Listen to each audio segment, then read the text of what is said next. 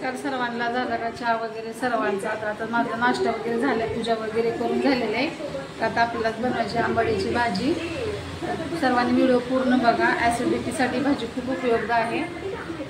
कधीतरी आठवड्यातून एकदा तरी ही भाजी नक्की खाऊन बघा. ज्यांच्या छातीमध्ये वगैरे असं झळझळतं ना, त्यासाठी ही भाजी खूप उपयोगी आहे. आठवड्यातून एकदा नक्की खा, भातासोबत भाकरीसोबत. चला तर मग आपण रेसिपी बनवूया.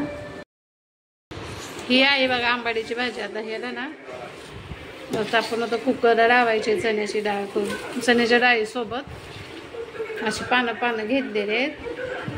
ह्या भाजीने ॲसिडिटी वगैरे होत नाही. ज्यांना ॲसिडिटीचा त्रास आहे ना, त्यांनी नक्की भाजी खाऊन बघा किती फरक पडतोय. चला तर मग आता आपण रेसिपी बघूया. कुकर लावून घेतलाय. कुकरमध्ये भाजी आपली धुवून कापून त्याच्यामध्ये चण्याची डाळ आणि मिरची टाकून कुकरला लावलेले.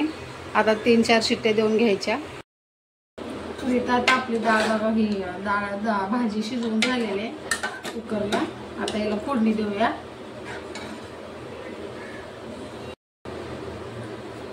तेल ओतून घ्यायचं याच्यामध्ये.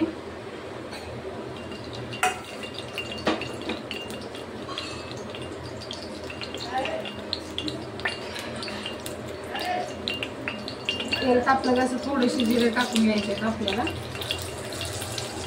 आणि हा लसूण मी कापून घेतलेला आहे, ठेचलेला नाहीये. जर तुम्ही याच्यासोबत मिरची, शेंगदाणे वगैरे ठेचून टाकू शकता, जाडसर असे शेंगदाणे. मी शेंगदाण्याचं कूट टाकणार आहे याच्यामध्ये.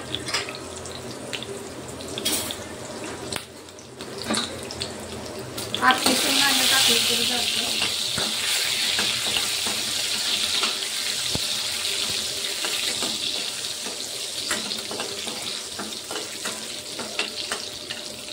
मस्त अशी आपली ॲसिडिटीसाठी भाजी खूप छान आहे.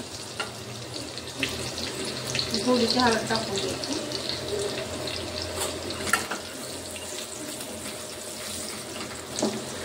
आपली भाजी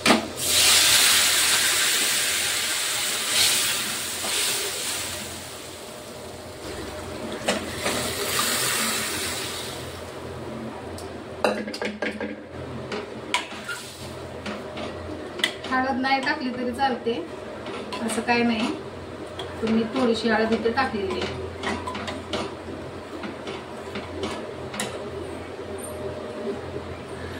आंबाडीची भाजी ना एकदा नक्की बनवून बघा. ॲसिडिटीसाठी खूप उपयुक्त आहे ही भाजी. चवीनुसार मीठ टाकून घ्यायचं आपल्याला.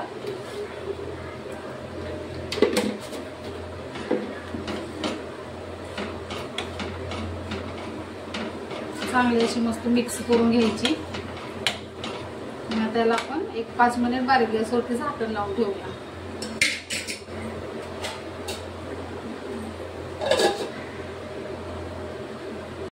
तर इथे बघा आता आपली भाजी मस्त अशी तयार आहे. याच्यामध्ये आता थोडं शेंगदाण्याचं कूट घालून घ्यायचं.